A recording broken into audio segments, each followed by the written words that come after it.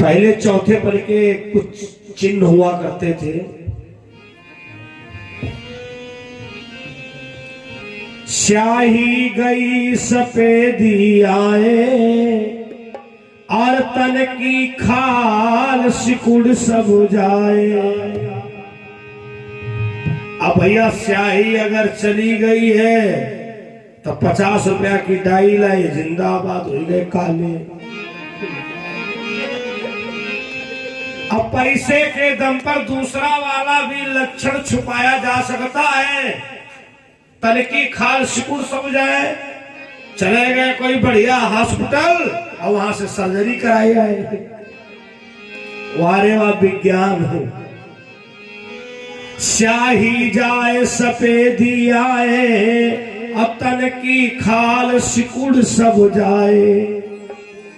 बंदर जैसा मुंह हो जावे, इसकी भी विज्ञान ने व्यवस्था कर दी। जब किसी दांत वाले डॉक्टर के वहां पहुंचोगे तो कहेगा निकालने वाली बनाए कि फिक्स कर दे, कि फिक्स कर दे। वारे वाह विज्ञान। फिक्स वाले दांत थोड़े महंगे पड़ेंगे, निकालने वाले थोड़ा सस्ते पड़ेंगे। भोजन करने के बाद निकाल के फिर साफ कर लो। लेकिन महाराज ये यहां तुम सब छुपा रहे हो। आज का जो मानव है ना, प्रकृति को चैलेंज दे रहा है। अब प्रकृति की छेड़खानी करना अच्छा नहीं होता है। जिसका हर्जाना संपूर्ण विश्व को भुगतना पड़ा है। प्रकृति की व्यवस्था से छेड़छाड़ करने का मतलब फिर संपूर्ण विश्व, संपूर्ण सृष्टि संकट में हो जाती है। बंदर जैसा मुंह हो जावे डगमग नारी हिलेरी। तो सुनीति के अंदर ये बात आ रही कि हमारे महाराज को समझ में नहीं आ रहा है, चौथे पल का आगमन होने वाला है। एक दिन सुनीति ने विचार किया, आज हम अपने दिल की बात कह डाले। शाम को राजा उत्तानपाद आए। तो कहने का भी तरीका होता है और सुनीति को कहने को सब तरीका पता है। बड़ी सरलता में, स्वामी आपसे कुछ निवेदन करना चाहती हूँ। राजा उत्तानपाद ने कहा, सुनीति आज तक मैंने कोई तुम्हारी बात को इनकार नहीं किया है। बस एक बात हमसे जीवन में कभी मत कहना कि महाराज दूसरी शादी कर लो। रानी सुनीति खोपड़ी पकड़ के रह गई। अरे महाराज हम शादी करने के लिए नहीं कह रही हैं। धन्य हो महाराज, आप जैसा पति नारी को मिलना मुश्किल है। लेकिन महाराज वंश की वंश बेल कैसे आगे बढ़े। अरे हो सकता हमारे भाग्य में विधाता ने ना लिखा हो, दूसरी शादी करोगे उसके भाग्य में लिखा हो। राजा उत्तानपाद मुस्कुराए, सुनीति सही बात कहे। दुनिया की तुम पहली नारी हो जो अपने आदमी से दूसरी शादी के लिए कह रही हो, वरना नारी को सब बर्दाश्त है मौत बुरी लेकिन अच्छी, एक ही बार जो आती है।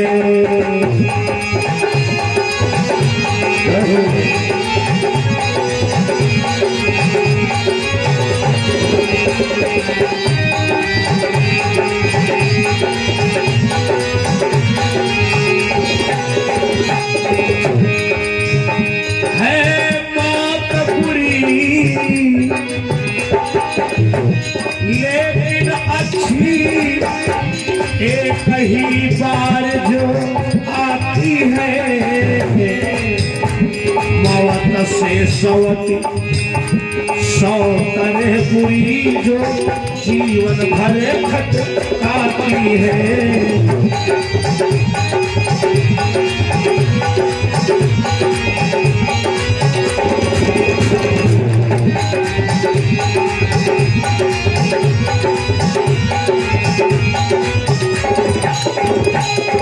देखो रानी सुनीति, मौत खराब होती है लेकिन अच्छी होती है। जो एक बार आती है अब प्राणों को लेकर के चली जाती है, लेकिन सुनीति जो सौत होती है सारी जिंदगी खड़काती है।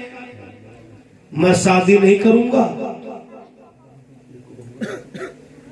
सुनीति ने कहा स्वामी आपको जिस बात का डर है वो डर हटा दो। महाराज ताली सदैव दोनों हाथों से बजती है, एक हाथों से नहीं बजती है।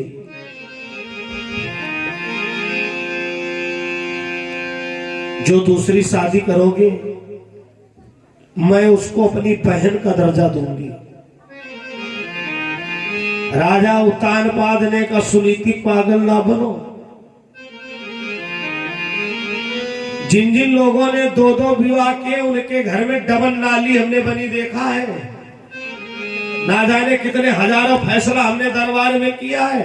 एक अकड़ के खड़ी हो गई, बोली खबरदार अपनी नाली से इसका पानी नहीं निकलने दूंगी, इनके लिए अलग नाली बनवाओ। सुनीति ने कहा महाराज झगड़ा नहीं होगा, आप शादी करिए। झगड़ा क्यों होता है? मलिकाना के लिए।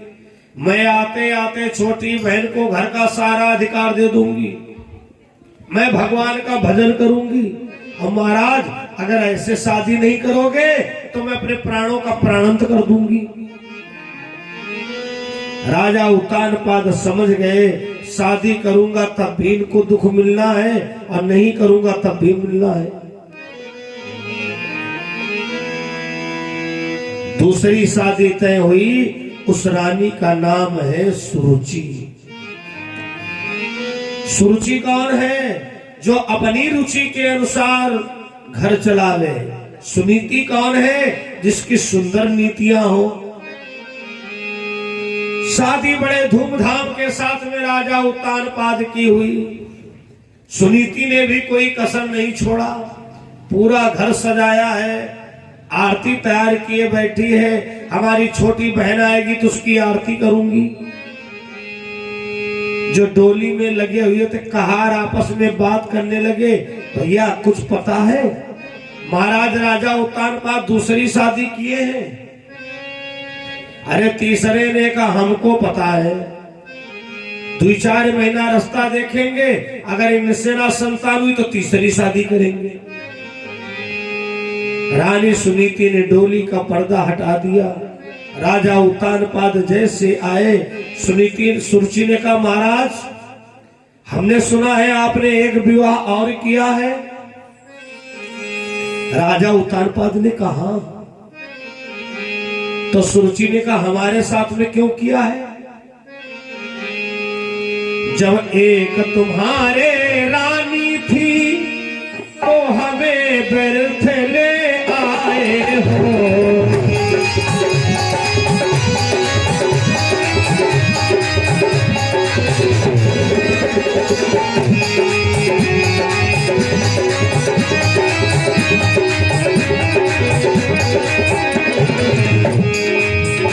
जब एक तुम्हारे रानी थी तो हमें व्यर्थ ले आए हो।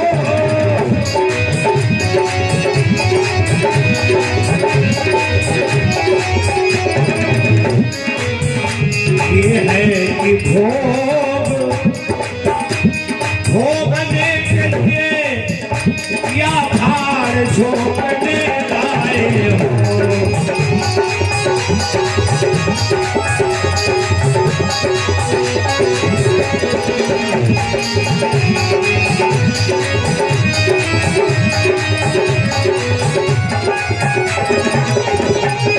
महाराज जब तुम्हारे एक रानी थी तो मेरे साथ में आपने क्यों विवाह किया?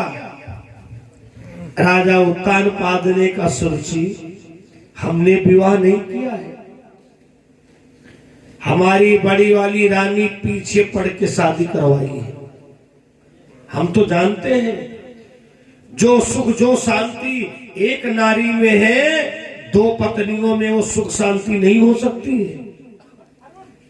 सुरुचि ने कहा हाँ बात तो बिल्कुल सही है, हम भी यही पसंद करते हैं कि हमारे अलावा कोई दूसरी नारी घर में ना हो। तो महाराज आप हमारा एक निवेदन सुन लो।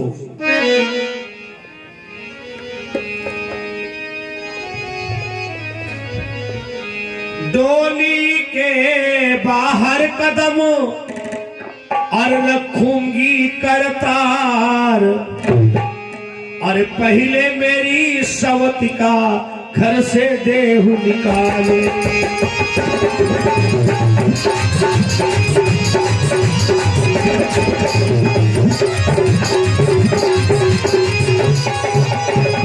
टोली के बाहर कदम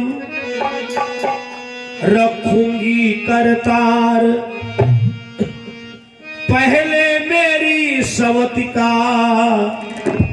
घर से देहू निकाल।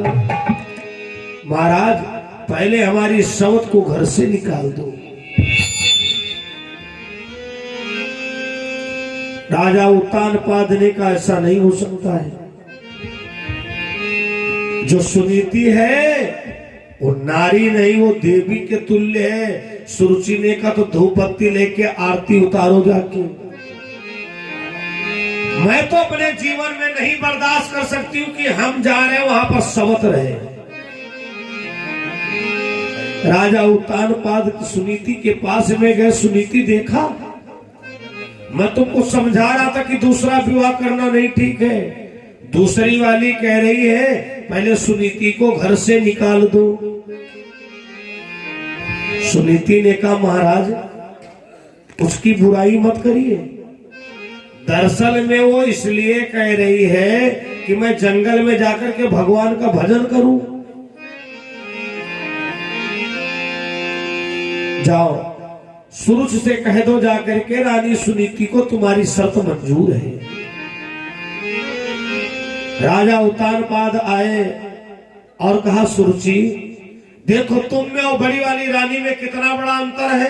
तुमने अभी उसकी शक्ल नहीं देखी है और तुम्हारे अंदर उसके प्रति कितनी बड़ी नफरत है। अब वो तुम्हारे लिए घर छोड़ने के लिए तैयार है। ए रानी सुरुचि मेरा निवेदन है अपना शब्द वापस ले लो। सुनीति जैसी नारी धरती पर ढूंढे नहीं मिलेगी। सुरुचि ने कहा हमने कह दिया सो कह दिया। जिस समय सुनीति को देखा सुरुचि ने कहा सुनो आज से रानी वाला अपने अंदर से भाव निकाल दो। आज से कौवा हड़ाने वाली कहलाओगी, काग हड़ाने वाली। एक दही का भांड दिया और कहा 12 साल तक अगर कौवे ने इसमें चोच नहीं मारा तो इस घर में वापस आने को मिलेगा तुमको। सुनीति ने कहा कोई बात नहीं है। जंगल में झोपड़ी डलवा दी गई और सुनीति वहीं पर जाकर के भगवान का भजन करती और कहती है जय सिया राम सीता राम हमारे, जय सिया राम सीता राम हमारे, जय सिया राम सीता राम हमारे, जय सिया राम सीता राम हमारे।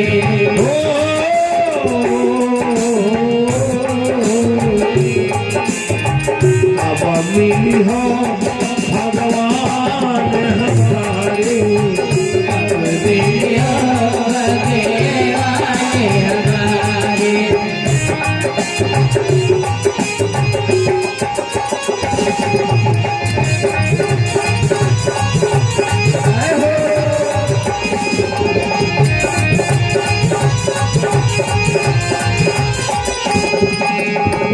जैसे मिला द्रुपदी सुता को, जैसे मिले द्रुपदी सुता को,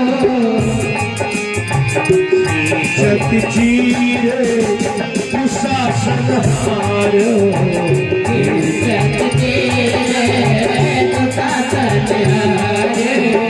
जय सिया राम सीता राम हमारे, जय सिया राम सिया राम हमारे।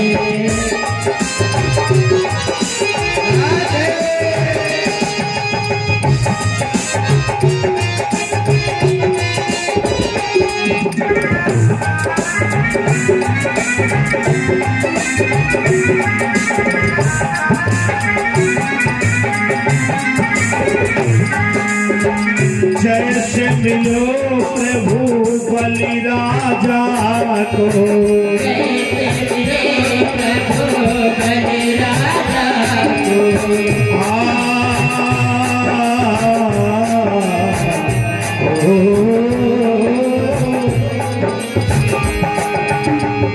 जैसे मिलो प्रभु बलि राजा को,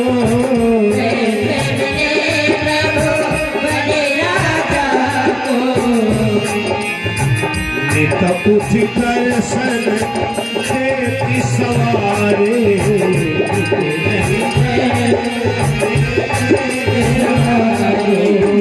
अब मिलिया भगवान हमारे,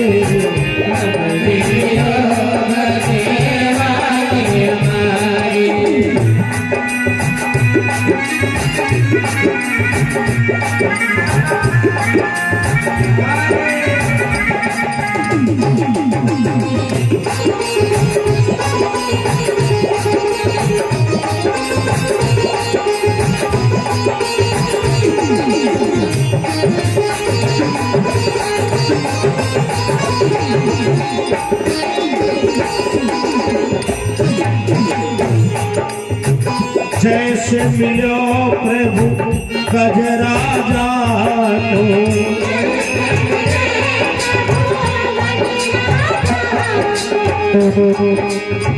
जैसे मिलो प्रभु गजराजा को,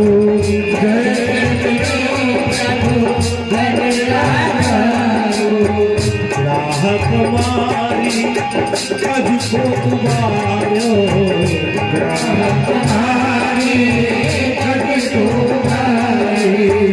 अब मिली हो भगवान हमारे,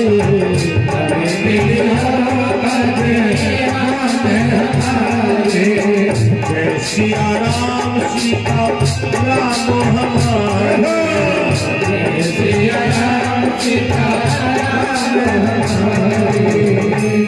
जंगल में झोपड़ी डलवा दी गई और सुनीति वहीं पर रहने लगी। सुरुचि ने सुनीति को सताने में कोई कसर नहीं छोड़ा। कभी तो जौ का आटा भेजती थी, कभी कभी वो भी भूल जाती थी। राजा उत्तानपाद पर इतना प्रतिबंध लगा रखा है, खबरदार अगर हमें पता चला कि आप बड़ी वाली रानी के वहां गए तो सोच लेना। एक दिन की बात है, देवाधिदेव महादेव भगवान शंकर नंदी पर सवार होकर के भ्रमण करने के लिए निकले। माता भवानी ने कहा, बाबा जरा सामने देखो, पता नहीं कौन बेचारी नारी जंगल में झोपड़ी डाल करके अपना जीवन व्यतीत कर रही है। भगवान भोले बाबा ने कहा, भवानी ये देखो दुनिया है, दुनिया के चक्कर में ना पड़ो। भवानी ने कहा, नहीं नहीं बाबा जाकर के देख लो आखिर है कौन। भगवान भोले बाबा पास में गए, कहा देवी तुम कौन हो। सुनीति ने कहा, महाराज मेरा नाम सुनीति है, हमारे पति का नाम राजा उत्तानपाद है।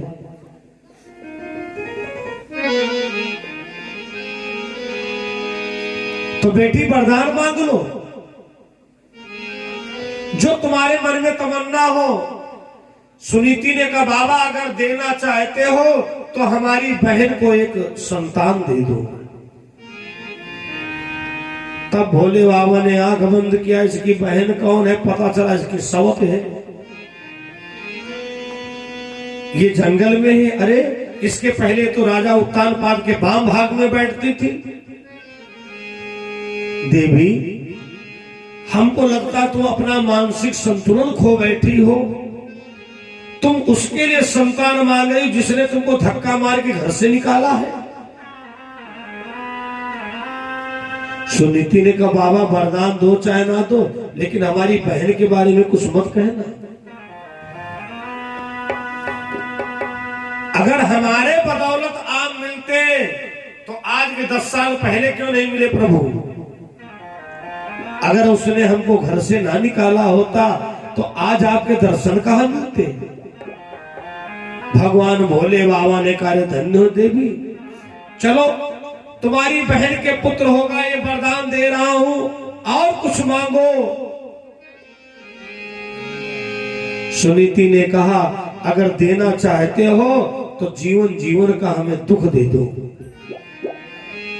भगवान भोले बाबा ने कहा बड़ी पागल है तू, अरे हर व्यक्ति मंदिर जाता है, देवस्थान जाता है, भगवान हमें कारोबार दे दो, हमें दौलत दे दो, कारखाना दे दो, और तुम दुख मांग रही हो।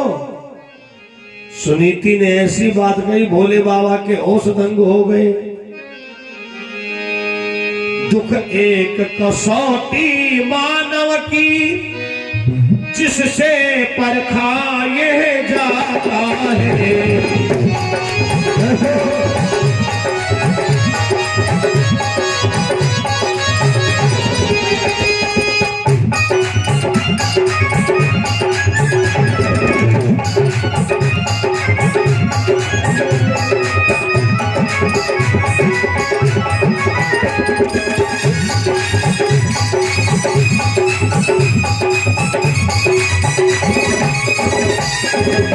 बलिहारी ये तो सुख की है, बलिहारी ये तो सुख की है, जो पल पल याद दिलाता है।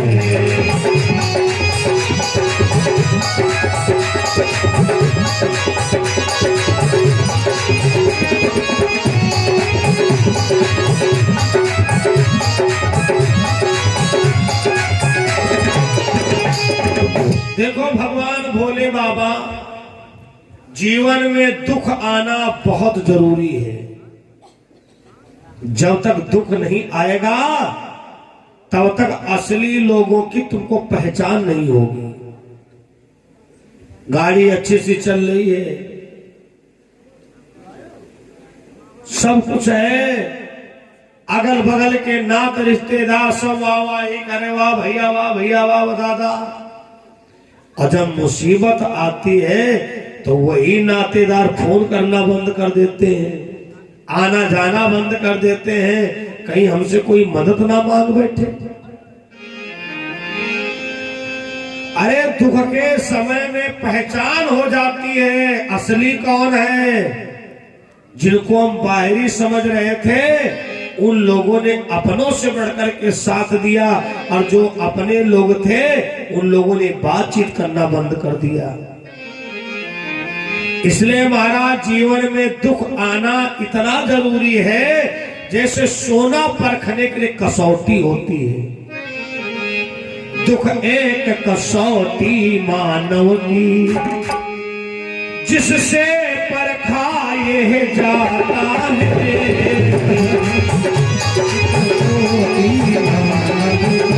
जिससे परखा ये जाता है।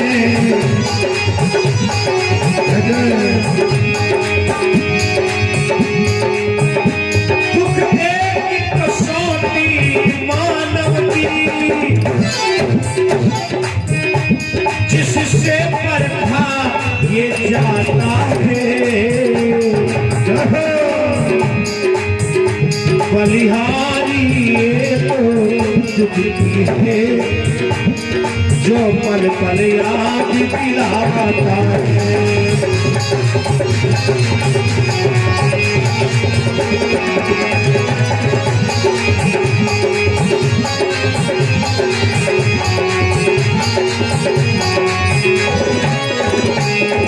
अब भगवान भोले बाबा चक्कर में पड़ गए।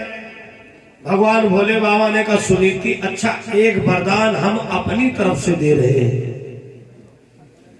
सुनीति ने ना हाँ किया ना किया। भगवान भोले बाबा ने कहा एक वरदान हम अपनी तरफ से तुमको दे रहे हैं। बेटी तुम्हारी बहन के तो एक संतान होगी, और एक संतान तुम्हारे भी होगी। सुनीति ने कहा जैसी बाबा आपकी इच्छा। भोले बाबा ने कहा एक वरदान और दे रहा हूं, महाराज का उत्तराधिकार उनकी गद्दी पर तुम्हारा ही बेटा बैठेगा, ये मेरा आशीर्वाद है। इतना वरदान देने के बाद भगवान भोले बाबा अंतर ध्यान हो गए। सुरुचि का तो सख्त आदेश है कि आप बड़ी वाली के वहां नहीं जा सकते हो, लेकिन भगवान की लीला बड़ी अपरंपार है। एक दिन राजा उत्तानपाद शिकार खेलने के लिए निकले और भगवान सोने का हिरण बन के राजा उत्तानपाद के सामने से निकल पड़े। राजा उत्तानपाद ये भी नहीं सोचे कि सोने का हिरण नहीं होता है। पीछा कर लिया उस हिरण का। भगवान भोले बाबा रात तक इनको इधर से उधर घुमाते रहे।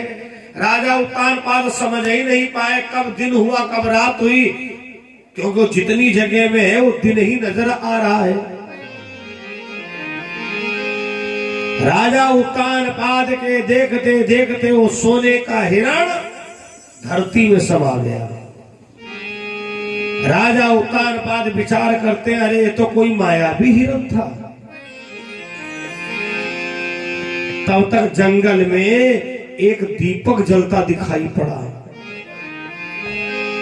राजा उत्तानपाद की आत्मा ने कहा हमको लगता है ये रानी सुनीति का स्थान है।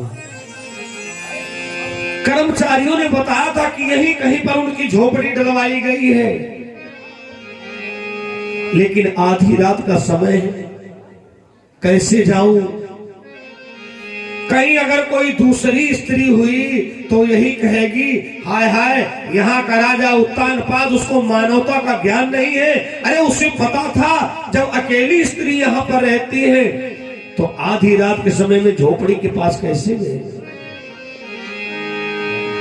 तो राजा उत्तानपाद ने जानते हो बड़ी बुद्धि से काम लिया, और जिस बुद्धि का प्रयोग हर गृहस्थ अपनी गृहस्थी जीवन में करता है। अब भाई हम भी गृहस्थ हैं, कोई महात्मा तो है नहीं, गृहस्थ है। कथा व्यास आप लोगों ने अनुभव किया होगा, आप अपनी श्रीमती जी को जब संबोधन करते हैं, ए सुनो जरा, अब घर में है इतने लोग लेकिन उस शब्द का जवाब तुम्हारी श्रीमती देंगी। हाँ क्या बात है। अब अगर उनको कोई काम है, अरे सुनो, अब है घर में 10-15 सदस्य लोग, लेकिन वही बोले हाँ क्या है बताओ तो। धन्य है। ऐसे ही राजा उत्तानपाद का एक संबोधन था, सोती हो तो जाग जा, जगती हो तो बोल, प्राण प्रिय पंकज मुखी जल्द किवाड़े खोल।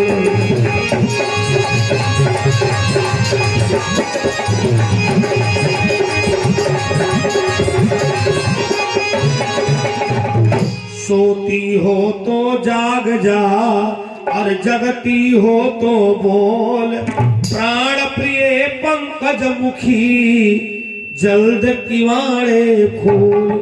राजा उत्तानपाद अक्सर सुनीति को प्राण प्रिय पंकज मुखी कहा करते थे। तो राजा उत्तानपाद ने सोचा अगर सुनीति होगी तो बोल देगी। 2 बार शब्द का संबोधन किया।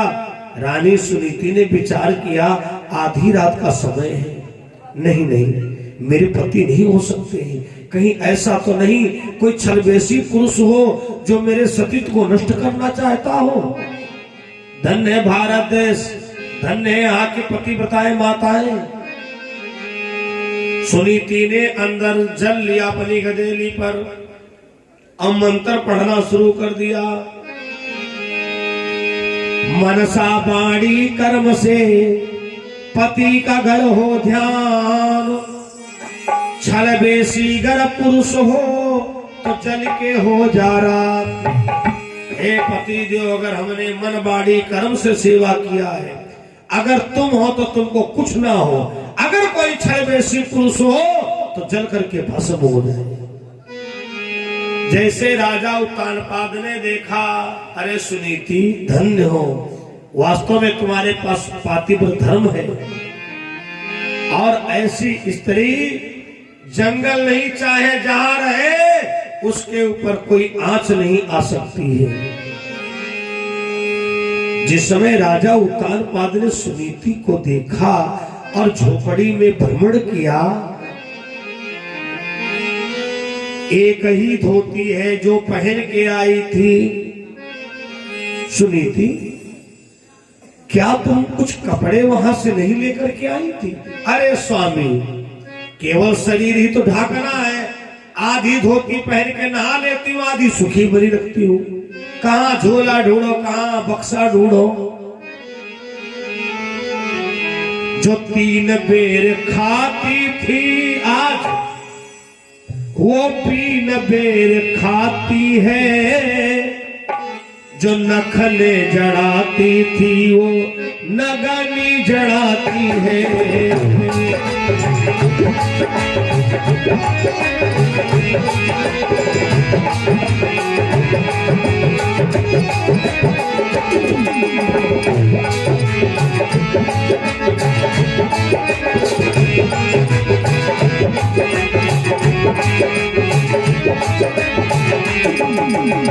जो 3 बेर खाती थी वो 3 बेर खाती है, जो नखन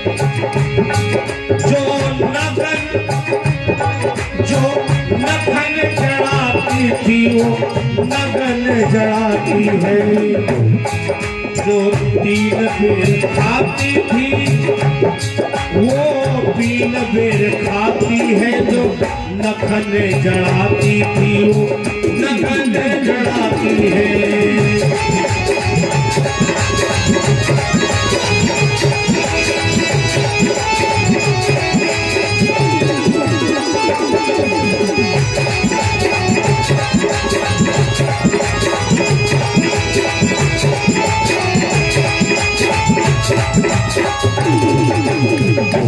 जो नखन जड़ाती थी आज वो नगन जड़ाती है। जो नख से शिखा तक श्रृंगार करने वाली थी वो एक धोती पहन करके जीवन व्यतीत कर रही है। राजा उत्तानपाद ने कहा, सुनीति हमें भूख बहुत जोर लगी है। सारी कहानी बताया कि आज एक सोने का हिरण हमको पूरा दिन भटकाता रहा, आधी रात तक भटकाता रहा।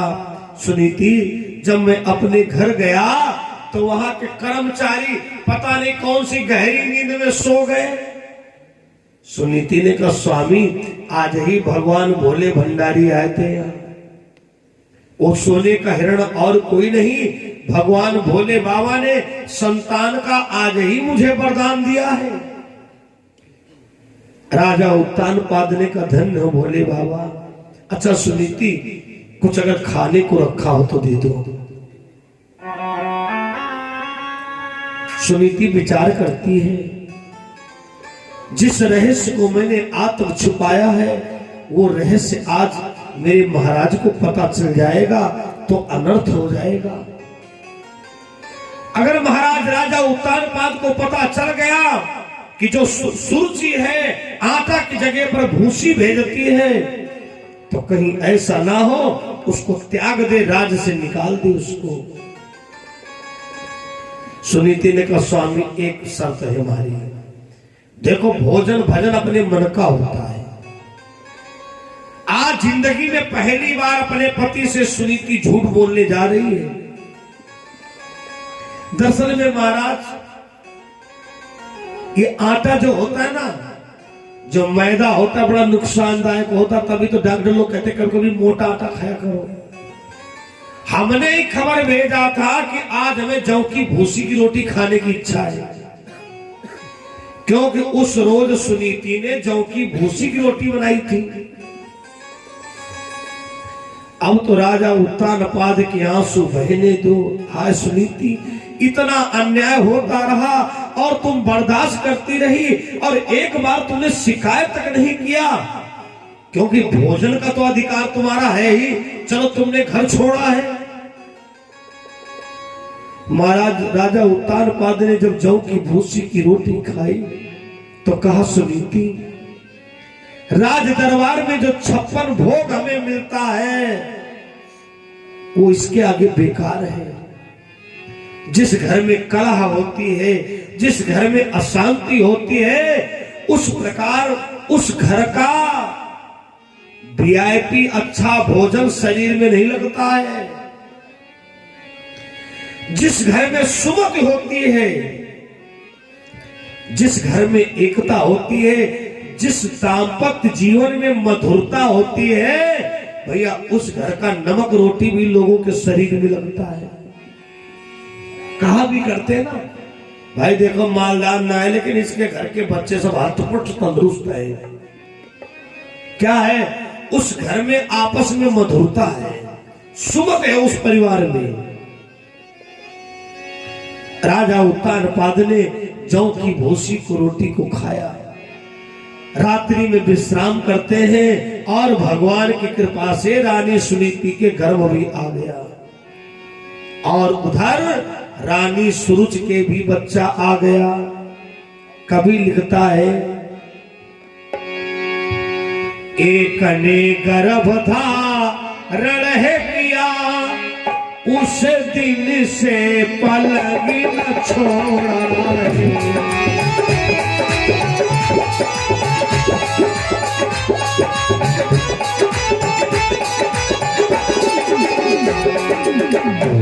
एक ने गर्भ धारण है किया, गर्भ धारण है किया,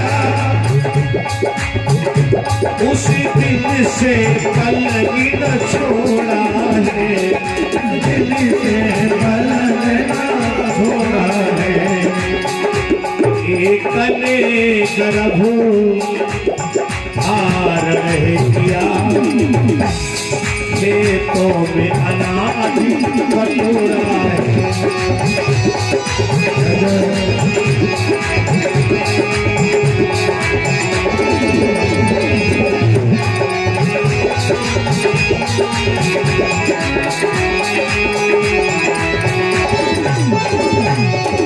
एक ने जिस दिन से गर्भ धारण किया, नौकर चाकर आगे पीछे घूमे, तासिया सेवा में लगा दी, और एक ने जिस दिन से गर्भ धारण किया है, खेतों में जाकर के अनाज बीना करती है। समय आने पर कथा प्रेमियों, दोनों रानियों के द्वारा पुत्रों का जन्म हुआ, सुनीति के भी सुरुचि के भी। सुनीति ने अपने बालक का नाम रखा है ध्रुव कुमार, सुरुचि ने अपने बालक का नाम रखा है उत्तम कुमार। धीरे धीरे दोनों बालक बड़े हुए। एक दिन ध्रुव कुमार बच्चों में खेल रहा था, बच्चों ने कहा, ध्रुव हम तुमको नहीं खिलाएंगे, तुम बेईमानी करते हो। ध्रुव ने कहा, भैया बेईमानी नहीं करूंगा, हम अपने पिताजी की कसम खाते हैं। बालकों ने कहा, जाओ जाओ, जंगल में पैदा हुआ, पता नहीं कौन तेरा बाप होगा। ध्रुव रोता हुआ आया और अपनी माता सुनीति से कहा, माँ तुमने एक बात आज तक नहीं बताया कि मेरा पिता कौन है। सुनीति ने कहा, बेटा ध्रुव कुमार, तुम्हारा पिता एक दीप नहीं 7 दीप का राजा है। ध्रुव ने कहा, माँ क्या मैं अपने पिता के पास में जा सकता हूं। सुनीति ने कहा, जा तो सकते हो, शर्त है कहीं ऐसा ना हमें तुम बेटा भूल जाओ। ध्रुव ने कहा, मां ऐसा तो हो ही नहीं सकता है, छोटा सा बालक है ध्रुव। और जिस समय महाराज के दरबार में पहुंचा, राजा उत्तानपाद की नजर पड़ी, बड़ा सुंदर बालक है, धीरे से इशारा दे, बेटा जरा इधर आओ। ध्रुव पास में गया। राजा उत्तानपाद ने कहा, बच्चा तुम्हारा क्या नाम है? कहा ध्रुव।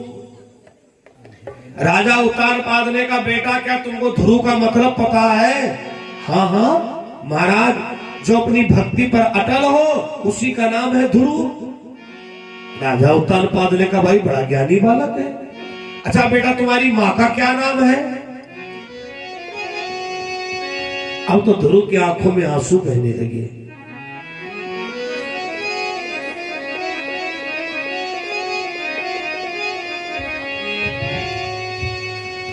जिसको घर से छोटी माँ ने अरे धक्का मार निकाला है, मैं उसी अभागन सुनीति का ध्रुव कुंवर मुझे सब कहते हैं।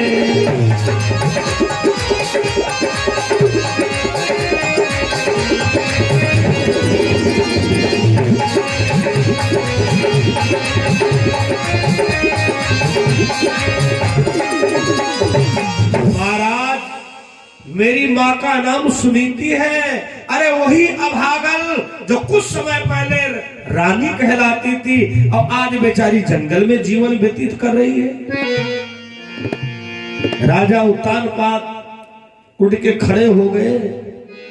अरे बेटा उसके बारे में ऐसा मत बोलो। अरे वो सुनीति नारी नहीं है, वो तो संत है, साधु है। अरे उसी की बदौलत आज मेरे जीवन में दो दो पुत्रों की प्राप्ति हो रही है। गोदी में बैठा लिया, एक तरफ उत्तम कुमार को बैठा लिया, एक दासी को मौका मिल गया, बढ़िया मौका है आग लगाने का। कुछ लोगों की आदत होती है, किसी का घर अच्छा खासा चल रहा हो, सोचते हैं भगवान किसी तरीके से इनके घर में कुछ फूटन डालते हैं। लेकिन मेरा निवेदन है उन लोगों के लिए,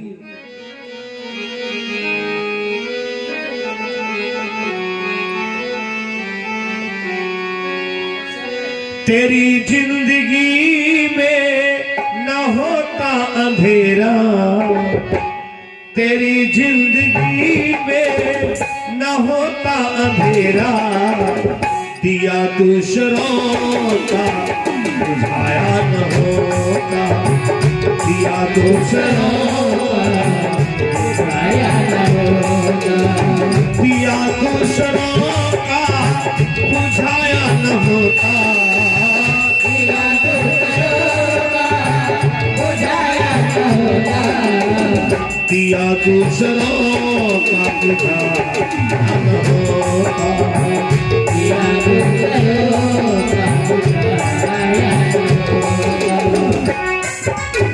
जय हो।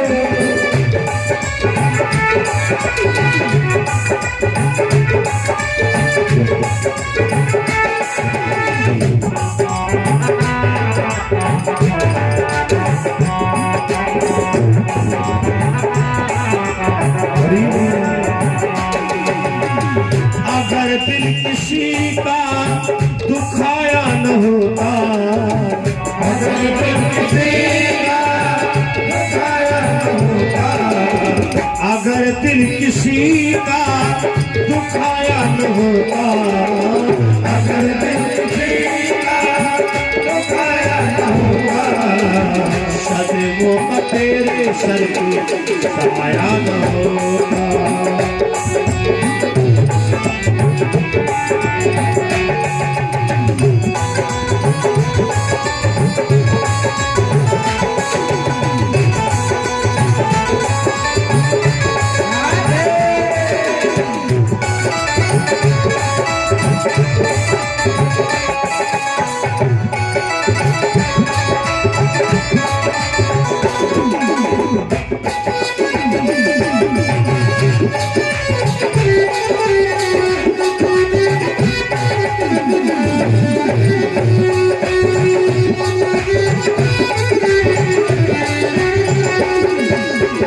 होता जमाने से कभी घर से बेघर, न होता जमाने से कभी घर से बेघर, पहले तो सोचा नहीं करता रहा कभी काम, ये भी तो सोचा नहीं क्या होगा अंजाम, हाँ क्या होगा। न होता जमाने से कभी घर से बेघर, न होता जमाने से कभी घर से बेघर, जो घर दूसरों का जलाया न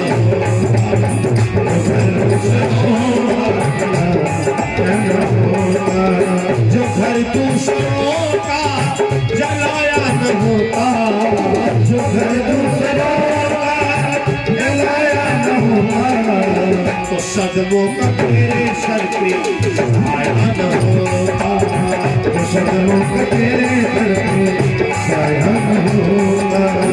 अगर फिर किसी का दुखाया न होता, दुखाया न होता, तो सदमों का तेरे सर पे छाया न होता, तो सदमों का तेरे सर पे छाया न होता। आज उस दासी ने सुरुचि के कान भर दिए। महारानी, वो जंगल वाली का लड़का आया है, महाराज की गोदी में बैठा है, दाहिनी घुटने पर बैठा है। जो दाहिनी घुटने पर बैठता है राज का उत्तराधिकारी वही बनता है। सुरुचि को सुन करके नहीं बर्दाश्त हुआ, आती है, आते आते तो 1000 प्रकार की बातें सुनाई। अब आगा कहीं का, महाराज गोदी में बैठेगा, जाओ कहीं कुआं तालाब में डूब करके मर जाओ, भगवान से कहना जो दूसरा जन्म हमारा हो रानी सूरज की कोख से जाकर के जन्म लूं। ध्रुव रोता हुआ अपनी मां के पास में आया और कहा, मां वो मेरा सच्चा पिता नहीं है, अगर सच्चा पिता होता तो एक शब्द तो बोलता। हमारी छोटी मां ने मुझे फेंक दिया, लेकिन मेरे पिता ने कुछ नहीं कहा। सुनीति ने समझाया, मैंने क्या कहा था, इस कथा में बड़े बड़े संदेश छुपे हुए हैं। पहला संदेश तो सुनीति की कितनी सुंदर नीतियां, जिसके बदौलत महाराज उत्तानपाद की वंश बेर बढ़ी। दूसरा संदेश, इस जगह पर अगर कोई साधारण नारी होती तो कहती चलो मुकदमा दायर कर दे। हमारे लड़के को घर से निकाल दिया, मानहानि का दावा दायर करूंगी, दहेज प्रथा लगाई दूंगी। देखो, हर कानून का लक्ष्य तो अलग होता है, लेकिन हर चीज का दुरुपयोग भी शुरू हो जाता है। बहन बेटियों बहुओं, तुम लोगों के एक जो दिमाग में फितूर भरा हुआ है उसको दूर कर दो। अगर ससुराल वाले कुछ कहेंगे इनको दहेज प्रथा में अंदर करवा देंगे। अच्छा एक बात बताओ, जब से तुम जन्मी हो अब पढ़ाई तक क्या तुम्हारे माँ बाप ने कभी नहीं डांटा? तो उनके ऊपर तो कभी नहीं मुकदमा दायर किया। इसका मतलब जो है तुम ससुराल का मतलब ही नहीं जानती हो। ससुराल, किसी ने बहुत अच्छी बात कहा था, वो बात मुझे बहुत भा गई कि इनको जाकर के नारी शिक्षा का ज्ञान दो। अब नारी शिक्षा का ज्ञान कहां से होगा? कथा भागवत में कभी मन नहीं लगता है। टेलीविजन के सीरियल देख देख के, जैसे स्टाइल में सीरियल में बहू सास को धक्का मार के घर से निकालती, वैसे वो भी चंडी देवी बनी खड़ी है। ना ना ना, अरे तुम भारत देश में पैदा हुई हो, सनातन धर्म का पालन तुमको करना है। और सनातन धर्म ये कभी शिक्षा नहीं देता है कि सास ससुर को तुम गैर मानो। सास ससुर है क्या? धर्म के माता पिता, जन्म के माता पिता तुम्हारे मायके में है, और धर्म के माता पिता सास ससुर हैं, और सास ससुर को भी चाहिए। ये अवध मंडल है। राम जी की बात तो बड़े सरलता में समझ में आ जाएगी। जब महाराज राजा दशरथ के घर में 4 बहुएं आई, अब तीनों रानियां, रीत रिवाज में तो माताओं से आगे कोई नहीं। हम जिस दिन यहाँ आ रहे थे तो मैंने देखा एक जगह पुल बन रहा, नाम नहीं लूंगा क्योंकि यूट्यूब पर कार्यक्रम बहुत दूर तक जाएगा। तो हमने देखा कि कुछ माताएं बैरियर की पूजा खड़ी। हमने धीरे से गाड़ी रोकी, हमने कहा ये क्या हो रहा है? कहीं बैरियल की इसलिए पूजा करती हूँ, हमारे लड़का बच्चा रोड पर निकलते हैं, कभी उनका एक्सीडेंट ना हो। हमने कहा धन्य भारत देश की माता है, कितनी इनके अंदर श्रद्धा है? कितना इनके अंदर एक प्रेम है। तो सुनो, राम कथा में संदेश मिला है, बधू लड़किनी पर घर आई। जब राजा दशरथ के घर 4 बहुएं आई तो कौशल्या कैकेयी सुमित्रा बड़ी प्रसन्न, इतनी प्रसन्न, एक एक बड़ी बड़ी थार लिए खड़ी आरती उतारने के लिए। हमारे सीतापुर साइड में परछन होती है, जब लड़का ब्याह के आता है, यहाँ पता नहीं होती कि नहीं होती। कमल भैया होती? हाँ याद है, होती है। आहा, उस दिन माताओं की श्रद्धा देखो, भरी भरी लोटा पानी उतारे, लेकर के लोटा और लड़का बहू के ऊपर उतार के कुछ माताएं कुल्ला कर देती, कुछ पी जाती है। अच्छा एक बात बताओ, रीत रिवाज में आप लोग बहुत आगे हो, लेकिन क्या कुछ ये भी बताइए क्यों? आखिर जिस दिन लड़का ब्याह के आता है तो देहरी पर लड़का और बहुरिया की आरती क्यों होती है? हम बता दें, इसलिए होती है, लड़कवा के भी हाथ में लगन बंधी होती दूल्हा के, और दुल्हनी के लगन बंधी होती है। उस समय पर दूल्हा विष्णु रूप में होता है और दुल्हन लक्ष्मी रूप में होती है। अर्थात आज हमारे घर में लक्ष्मी नारायण का प्रवेश हो रहा है, इस भावना के साथ में परछन की जाती है। लेकिन 2-4 दिन बाद माहौल बदल जाता है। हाँ, परछन किनारे सासू अम्मा चाबी गुच्छा कमा में लगाए, कहीं बहुरिया की नजर ना पड़ जाए। अब बहुरिया मंदिर जाती है, बड़े बाबा का बुढ़ेवा या सीधी हो, कब हमका चाबी गुच्छा मिले। अच्छा चलो, अगर कोई सास हमारी कथा सुन के जाए और काले का बहू लो चाबी का गुच्छा, आज बाबा जी की कथा सुनी, हमारी बुद्धि खुल गई, और अगले दिन अम्मा पैसे की जरूरत पड़ जाए, बहू एक टेबलेट मंगवा दो, सर दर्द कर रहा, तो बहू जानते हो क्या ले चल देती है? इनका सदैव सरे दर्द किया करता है, इनका मुंह कहाँ रखी, जब देखो तब इनको दवाई चाहिए। नहीं, दोनों के लिए संदेश है सत्संग में, बधू लड़किनी पर घर आई, राखो नयन पलक की नाई। बहू को कैसे रखना है? पलकों के अंचल में जैसे नेत्र रहता है, ये जो पलक है तुम्हारे बहुत बड़ा काम करता है आंख के लिए। जैसे धूल उड़ी तैसे पलक बंद हो गई।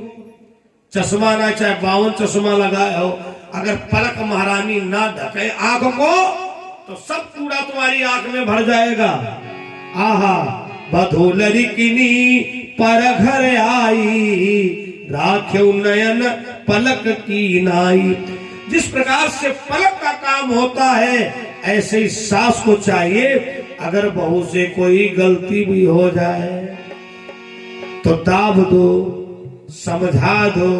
अब कुछ सासें, शाम को जैसे लड़का आया, 1 या 18 जड़े पड़ी हो, भैया या ठीक ना है, बहुत गलत है, और थोड़ी देर बाद बिगड़ गई, अब पटका पुटकी शुरू हो गई। माहौल इतना बिगड़ गया कि पूरा घर जेल चला गया। ये सब इसलिए हो रहा है, कथा से दूरी है। इसीलिए तो बाबा जी कहते हैं कोई आवे चाहे ना आवे, हमारे राम जी तो कथा सुन ही रहे। लेकिन हम आपको बता रहे हैं कथा सुनना बहुत जरूरी। कितना जरूरी, कितना जरूरी। राम कथा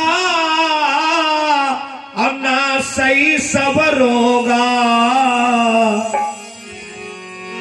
जो यही भांति बने संजोगा। राम कथा नासई सब रोगा, जो यही भांति बने संजोगा। कितना बढ़िया संजोग। अगर सुनोगे कथा तो दूर होगी व्यथा, और नहीं सुनोगे कथा तो बनी रहेगी व्यथा। तुमको पता ही नहीं है, अगर हम सास हैं तो सास के क्या कर्तव्य है, हम बहू हैं तो बहू के क्या कर्तव्य है, हम शिष्य हैं तो गुरु के प्रति हमको कैसे प्रस्तुत होना चाहिए। सुनीति से शिक्षा लो। आज की भाषा में सवत और सुनीति की भाषा में छोटी बहन। जैसे ही ध्रुव ने कुछ उल्टा सीधा बोलना चाहा, सुनीति ने डपट करके कहा खबरदार, जैसे मैं तेरी मां हूं वैसे वो तेरी मां है। बेटा, अगर मां कुछ कहती है तो उसे कुछ गलत नहीं कहा जाता है। बेटा बेटा बिल्कुल सच है, हम दोनों बड़े अभागी हैं।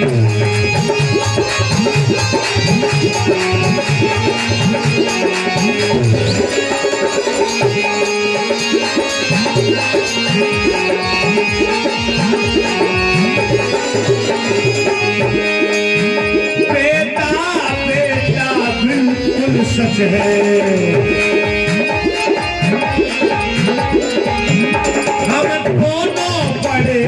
अभागी है। जो नर तन पाकर भी अब तक न बने हरि के अनुरागी है।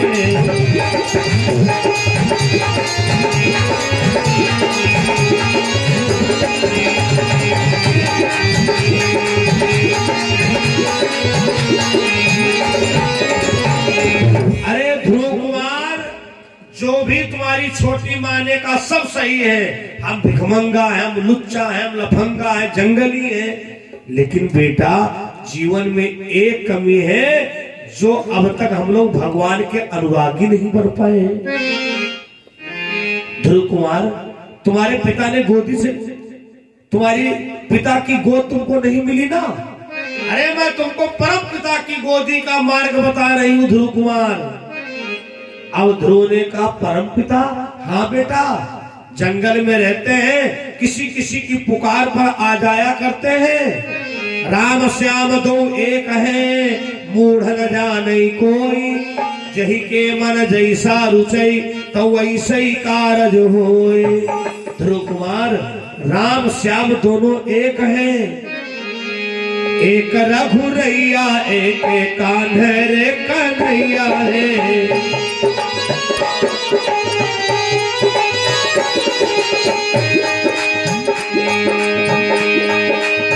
एक रघुरैया एक कान्हरे कन्हैया है।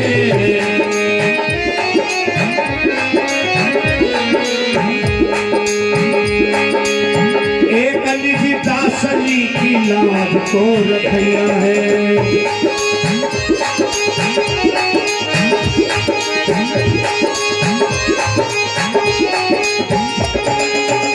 राम श्याम दो एक है, मूढ़ न जानत को, जही को मन जैसा रुचे वैसे ही कारज होए। मधुबन जाओ ध्रुव कुंवर, अवश्य मिलेंगे श्याम।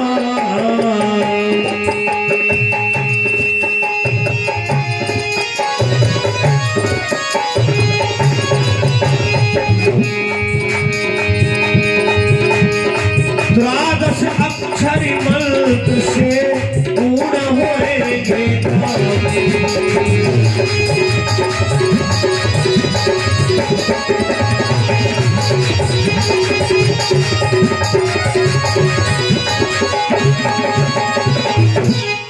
मधुबन जाओ ध्रुव कुंवर, अवश्य मिलेंगे श्याम।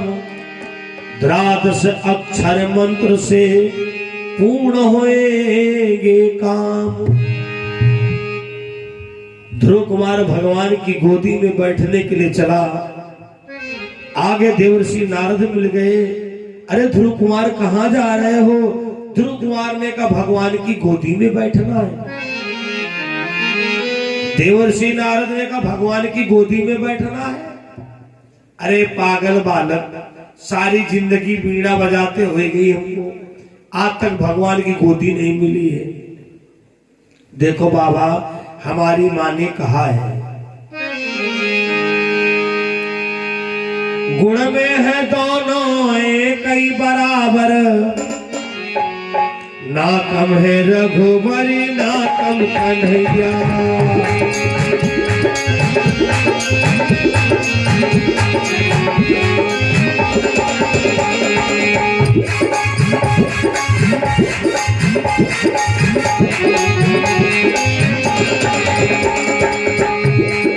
गुण में है दोनों एक ही बराबर, ना कम है रघुबरी ना कम कन्हैया।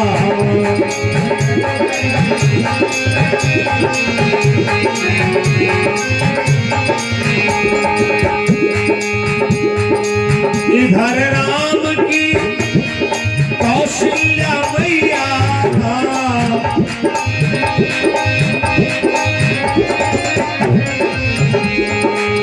उधर कृष्ण यशोदा जी के छैया। ना कम है रघुबर ना कम कन्हैया।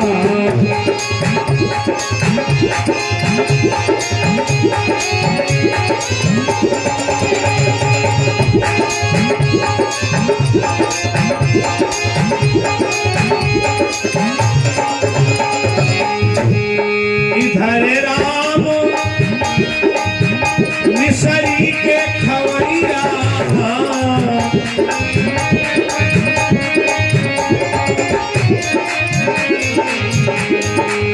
उधर कृष्ण माखन के खवैया।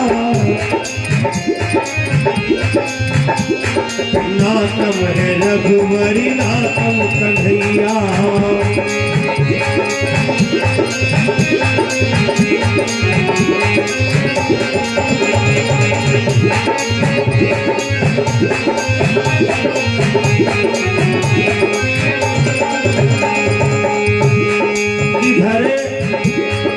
इधर राम धनुषा के धरैया,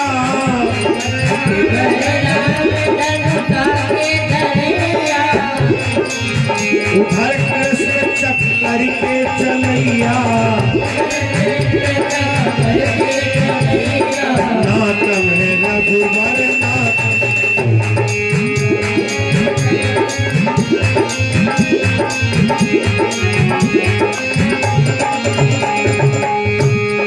इधर राम ने रावण को मारो,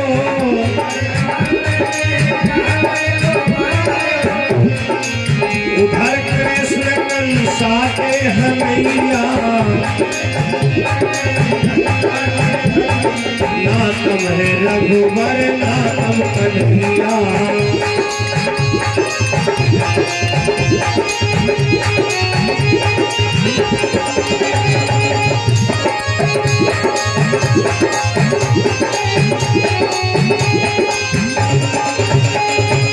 देवर्षि नारद प्रसन्न हो गए। कहा बेटा ध्रुव कुमार, जब तुम्हारी माँ ने इतना बढ़िया मार्ग बताया है तो तुमको भगवान तो मिलेगा ही बेटा, लेकिन गुरु मंत्र ले लो। गुरु मंत्र दिया, ओम नमो भगवते वासुदेवाय। ये द्वादश अक्षर का जो मंत्र है भगवान की प्राप्ति के लिए है।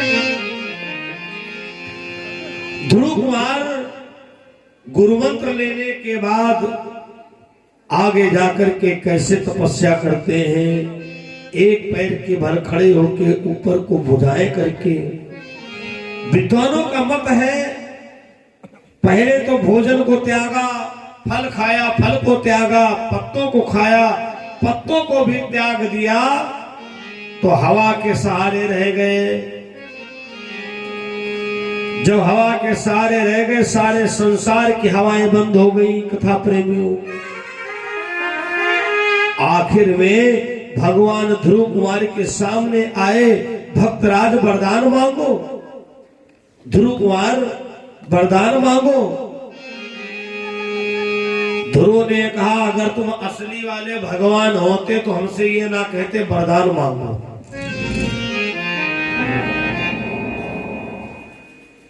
आपको तो सब कुछ पता है। भगवान ने जब ध्रुव कुमार के अंतःकरण को देखा, ध्रुव के अंदर तो केवल एक ही लालसा है कि मैं भगवान की गोदी में बैठूं। भगवान ने पलक झपकते ही ध्रुव कुमार को गोदी में बैठा लिया। भगवान बोले अब कुछ मांगो। ध्रुव ने कहा मांगू क्या, जब बिना मांगे ही मिल गया, अब क्या मांगू। भगवान बोले अच्छा हमको कुछ मांगे दे दो। ध्रुव ने कहा जो कुछ हमारे पास है सब आपका है। भगवान ने कहा ये मांग रहे, कुछ मांग ही लो। तो ध्रुव ने कहा अगर देना है तो जन्म जन्म की प्रभु हमको भक्ति दे दो। भगवान बोले तथास्तु, लेकिन अब हम एक वरदान अपनी तरफ से दे रहे हैं। बेटा जाओ, जिस माँ ने तुमको गोदी से फेंका था, धक्का मार के निकाला था, वही मां तुमको मनाने के लिए आएगी और 36,000 वर्ष तुम जाकर के राज करोगे। उसके बाद में तुम्हारे नाम का लोक बनाया जाएगा। यह है सुनीति चरित्र का देखो फल। अगर मुकदमा किया होता तो केवल आधा राज्य मिलता, लेकिन सदमार्ग प्रभु मार्ग बताया तो देखो कितनी बड़ी उपलब्धि हो रही है। उधर से ध्रुव महाराज तपस्या करके चले और इधर भगवान ने शपथध्या दिया।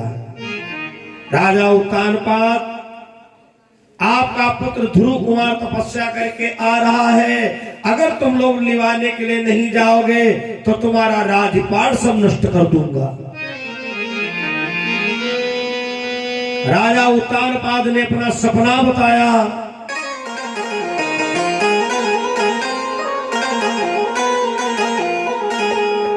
और राजा रानी दोनों लोग ध्रुव कुमार को मनाने जा रहे हैं। ध्रुव कुमार चला आ रहा था, दोनों लोग मार्ग में मिल गए। सुरुचि ने कहा रे ध्रुव कुमार, वाह बेटा तपस्या करके आ गया। ध्रुव ने कहा सब मां की बदौलत। अरे बेटा हम लोग तुमको लिवाने के लिए आए हैं, उस दिन बड़ी बेटा हमसे गलती हो गई। अरे ध्रुव ने कहा गलती कहाँ हुई, ना आपने हमारे साथ में गलत किया, ना मेरी माँ के साथ में गलत किया है। माँ भी यही कहती है कि छोटी माँ तुम्हारी बहुत अच्छी है। राजा उत्तानपाद ने कहा सुरुचि देखा, सुनीति ने आज तक तुम्हारी बुराई नहीं किया है। सुरुचि ने कहा बेटा चलो। ध्रुव कुमार ने कहा जब तक मैं अपनी माँ के पास नहीं जाऊंगा और जहां मेरी माँ रहेगी वहीं पर मैं रहूंगा, क्योंकि जितना सताया माँ को उतना दुलार पाया। जितना सताया जितना सताया माँ को उतना दुलार पाया।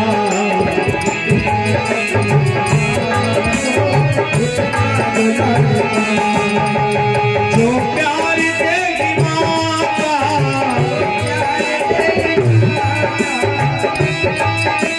वैसा न प्यार पाया।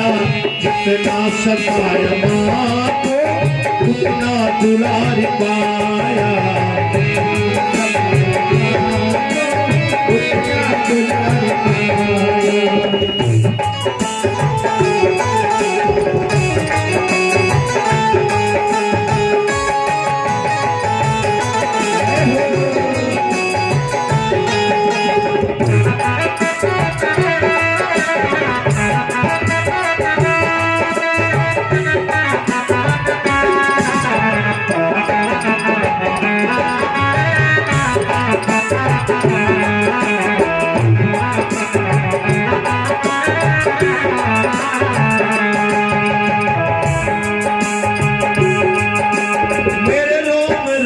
में माँ हरि हरि के ओम में माँ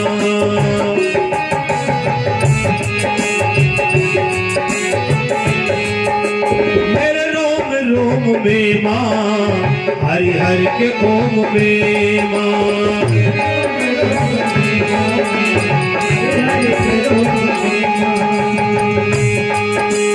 सूरज की लालिमा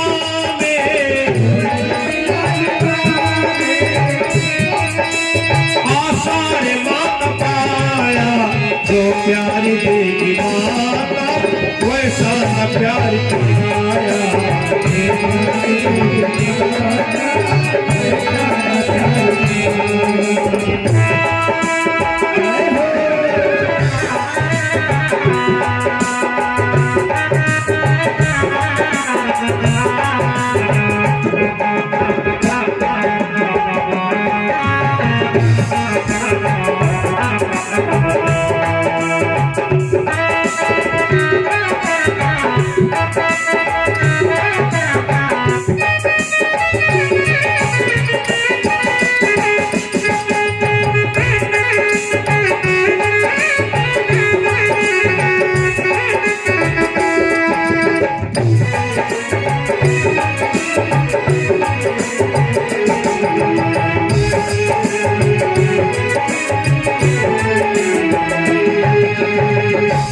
सुनीति के पास में जब ध्रुव कुमार गया तो सुनीति आंखों से अंधी हो चुकी थी।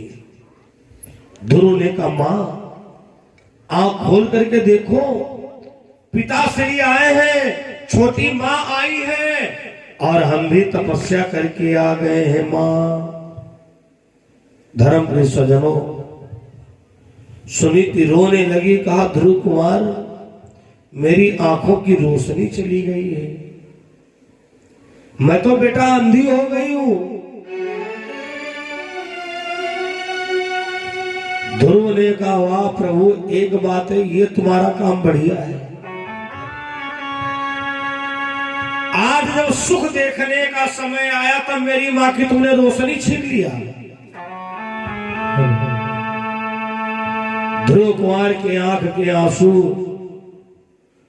सुनीति की आंखों में जैसे पड़े तो सुनीति की आंखों में प्रकाश आ गया,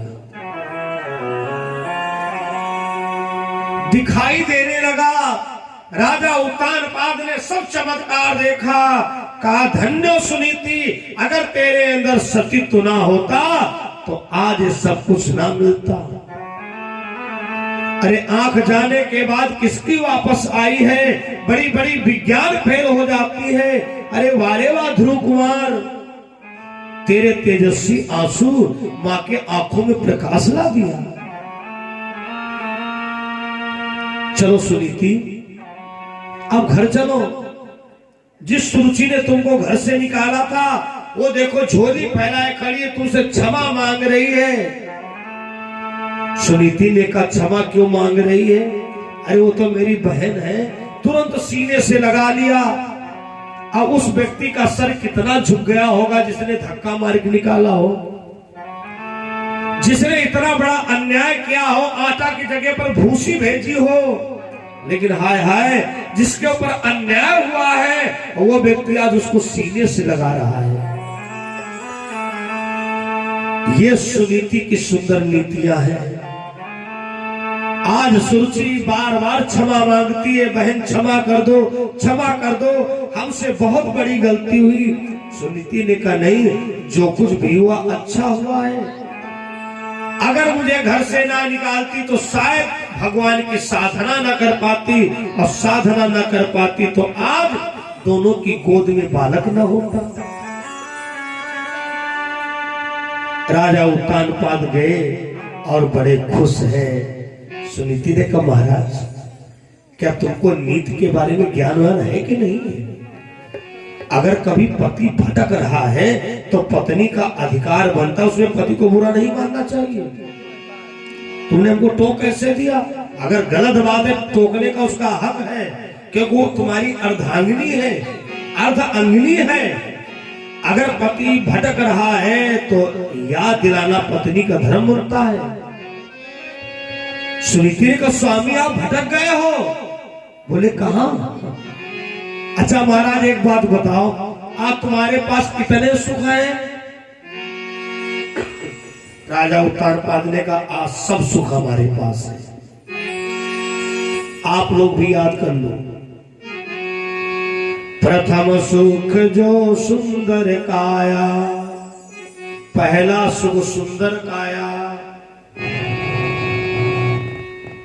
कोई हारी बीमारी ना है, नमक भी खा सकते हो, शक्कर भी खा सकते हो, घी भी खा सकते हो, दूध भी खा सकते हो।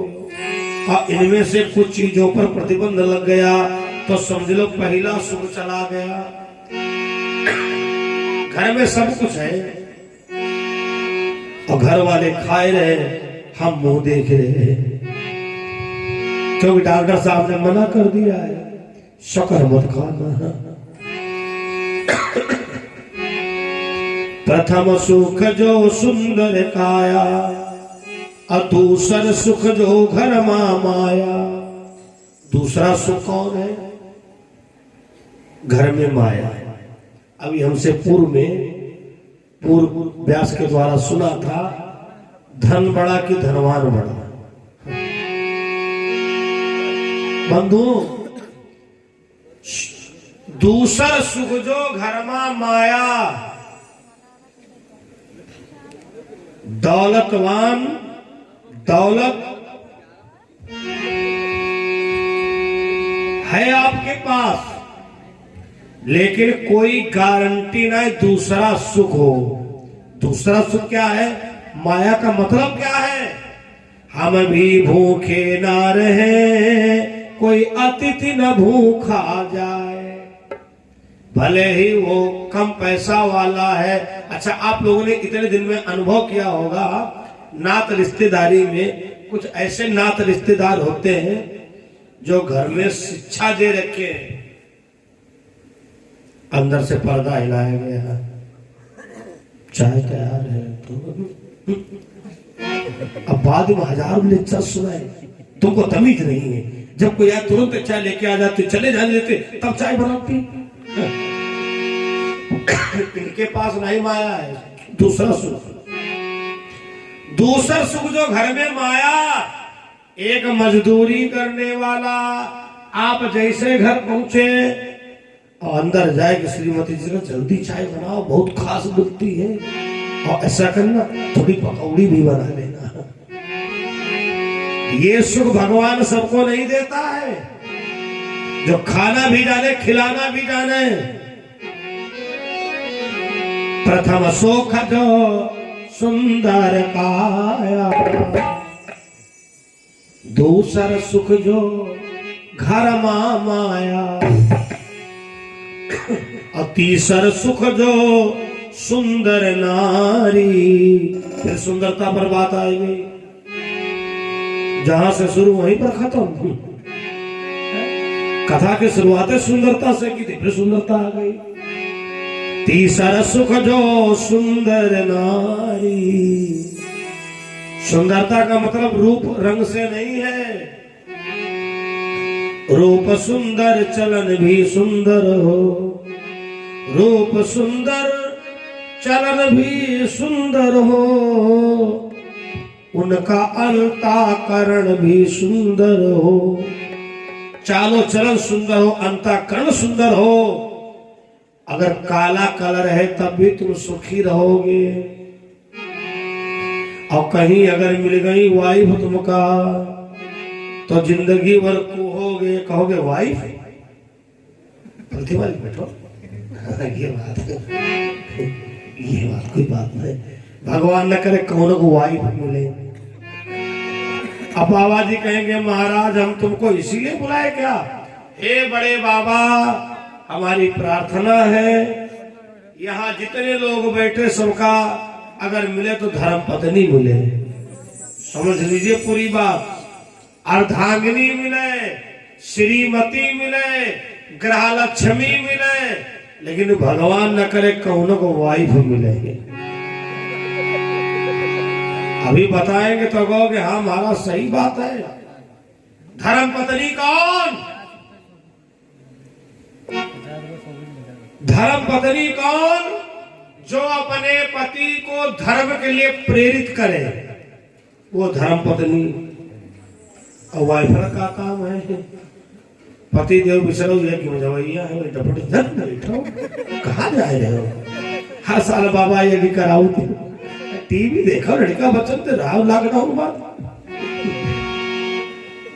धर्म पत्नी अपने पति को धर्म के लिए प्रेरित करे।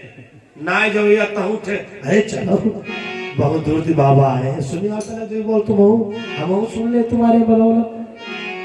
ये धर्म पत्नी के लक्षण। गृहलक्ष्मी कौन?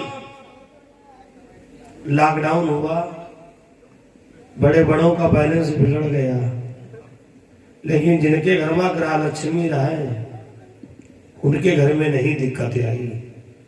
पैसा खत्म हो गया, बैंक नहीं जा पाए, वो चावल वाले पीपल 200 निकाली लाई। इनकी धरोहर ब्रह्मा ना जानी पावे, बाबा समझ लो। इनकी धरोहर भगवान मालिक।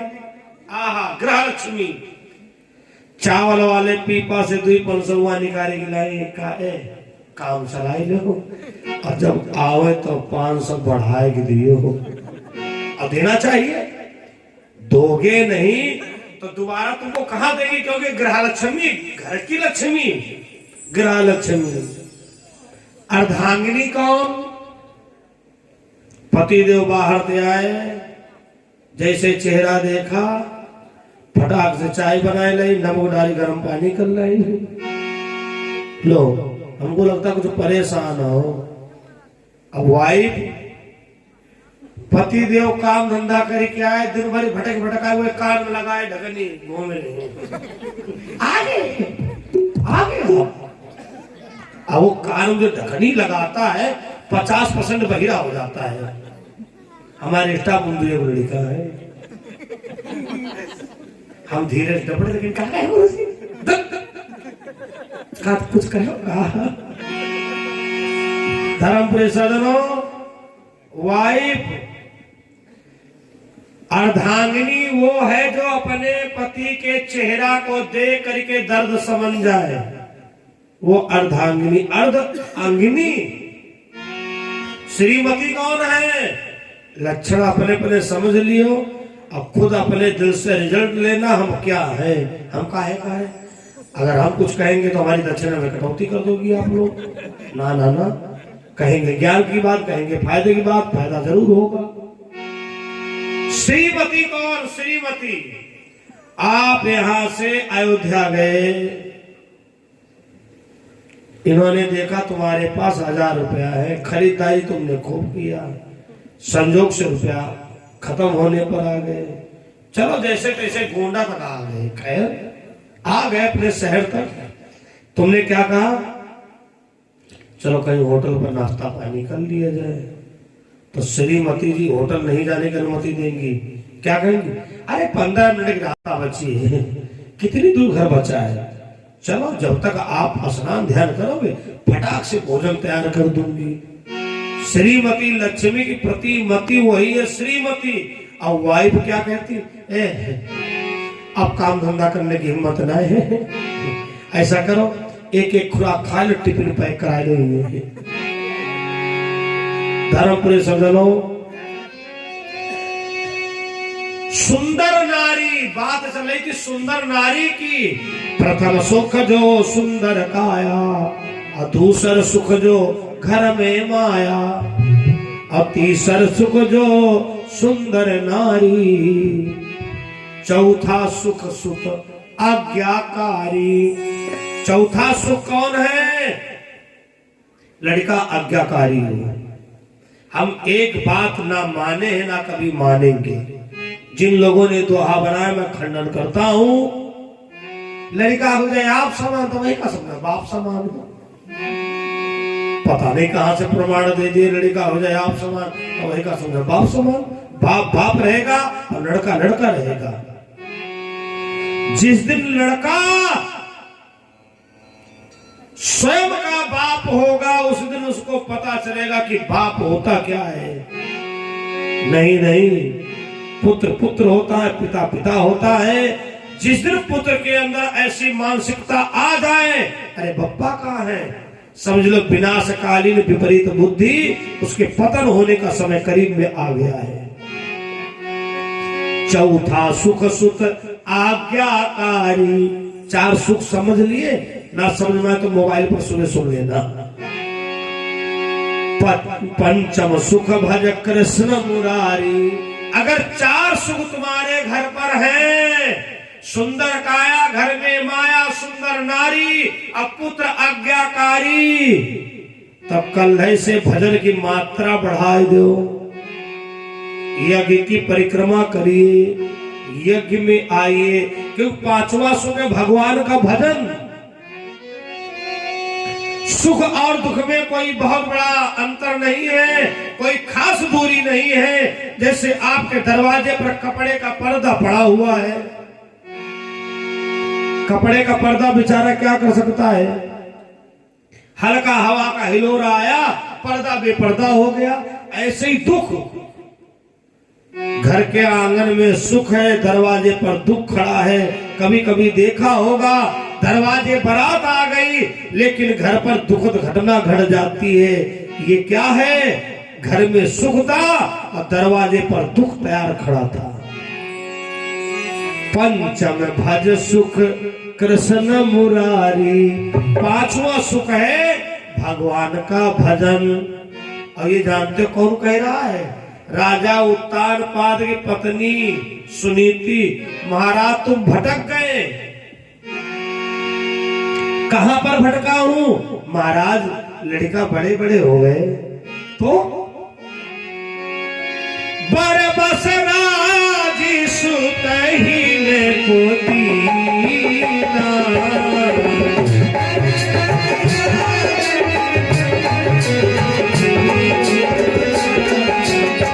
बरबस राजी सुतहीने को दीना।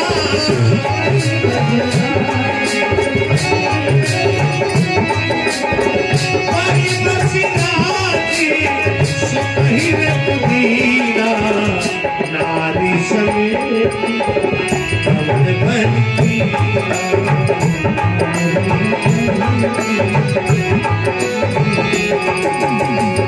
नारी समेत कमल बनती। नारी समेत कमल बनती।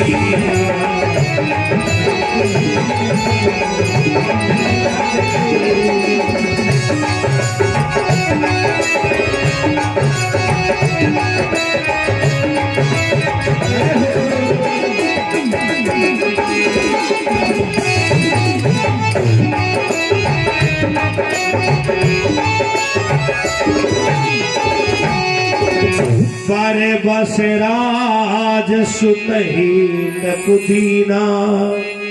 नारी समेत कमल बन कीना।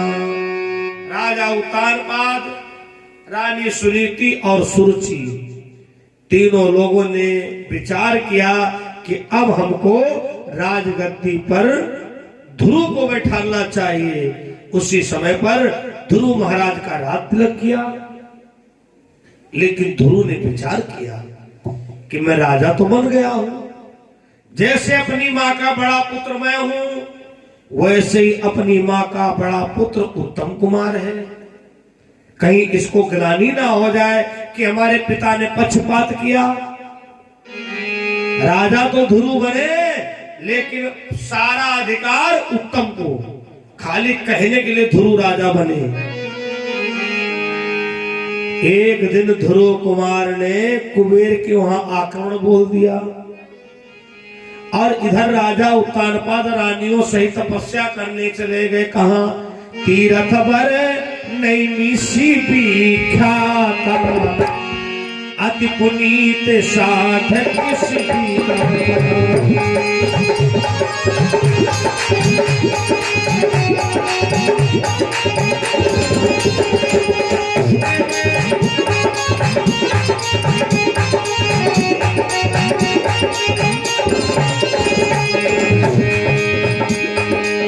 तीरथ बर नैमिषी विख्यात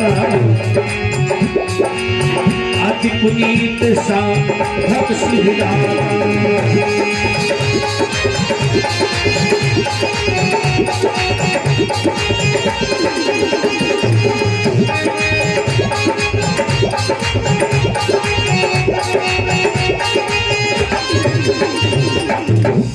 नैमिषारण्य जो है सतयुग का तीर्थ है। सतयुग का सभी तीर्थ पुनीत है, लेकिन नैमिषारण्य को कहा गया अति पुनीत। साधक सिद्धिदाता, साधक को सिद्धि देने वाला तीर्थ है। राजा उत्तानपाद तपस्या के लिए चले गए। ध्रुव महाराज राजगद्दी संभाल लिए। एक दिन उत्तम कुमार आनी ध्रुव कुमार के छोटे भैया ने कुबेर के वहां आक्रमण बोल दिया। बात बात में बात बढ़ गई। कुबेर को उत्तम कुमार का वध करना पड़ा। जब ध्रुव कुमार को पता चला कि हमारे भाई का वध कुबेर ने किया है, बहुत अच्छे भाव किसी कवि ने लिखा है भोजपुर की भाषा में।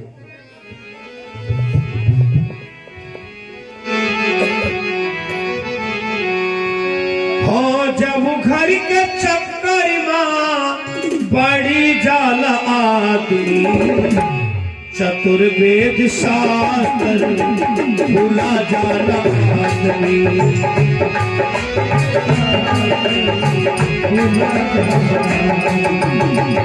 जब घर के चक्कर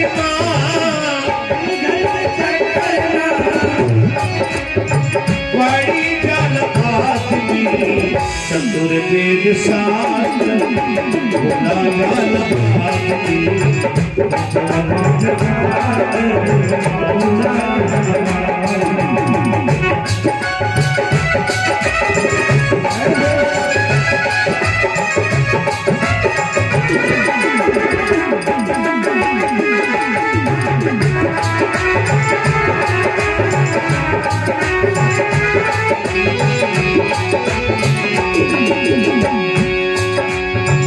पुत्र के वियोग चाहे दौलत की शौक हो, मान मर्यादा या मोहब्बत के रोग हो।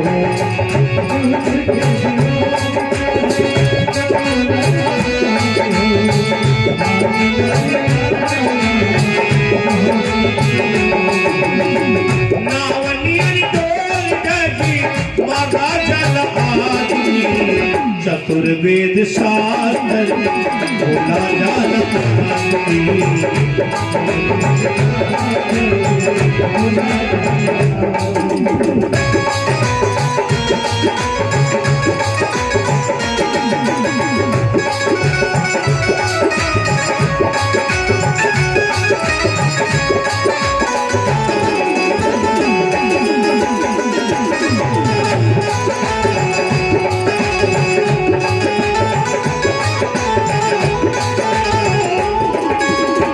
दुनिया में नाम रहे राजा दशरथ के,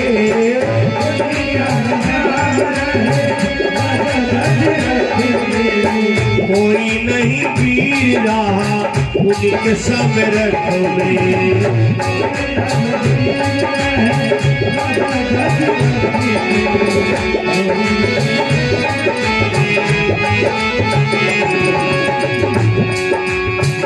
नर से हार लऊ, नारी से हार गई दे।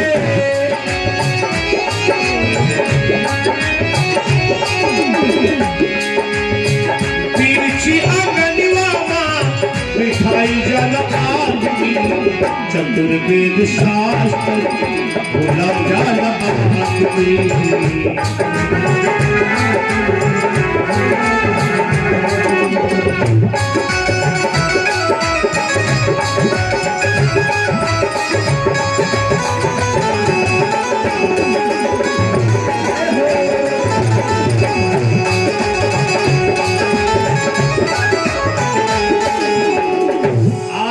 ध्रुव कुमार ने आक्रमण बोल दिया। दोनों योद्धा आमने सामने हो गए, कुबेर और ध्रुव कुमार। दोनों ने एक दूसरे के ऊपर ब्रह्मास्त्र तान दिया। ब्रह्मा जी को आना पड़ा, भगवान विष्णु जी को आना पड़ा। ध्रुव कुमार, तुम्हारा एक भाई मरा है, तुम जाने कितने भाइयों का वध कर चुके हो, अपना ब्रह्मास्त्र वापस ले लो। ध्रुव ने ब्रह्मास्त्र वापस लिया। कुबेर और ध्रुव कुमार की संधि करवाया। समय पूरा होने पर एक विमान आया। ध्रुव कुमार के पिता और माता यानी सुनीति राजा उत्तानपाद विमान में बैठ करके वैकुंठ लोक को प्रस्थान किए। दूसरे विमान में उत्तम कुमार यानी सौतेला भाई और छोटी मां सुरुचि वैकुंठ को जाती हैं। तीसरे विमान में ध्रुव कुमार स्वयं बैठकर इस लोक को छोड़कर और परम लोक को प्रस्थान किया। ध्रुव के नाम का लोक बनाया गया, जो कि ध्रुव तारा आज भी दिखाई पड़ता है। ध्रुव तारा अपनी जगह पर अटल है और सारी ताराएं उसकी परिक्रमा करती है। बोलो भक्त और भगवान की। हरे राम राम राम राजा राम राम राम, हरे राम